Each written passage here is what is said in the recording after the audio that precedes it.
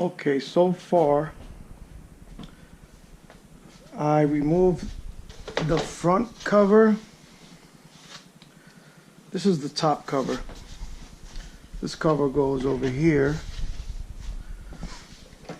This is the front cover, which goes right there.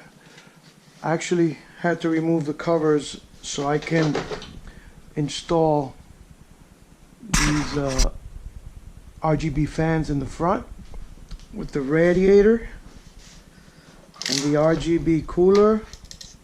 Actually, it's a water cooler with RGB.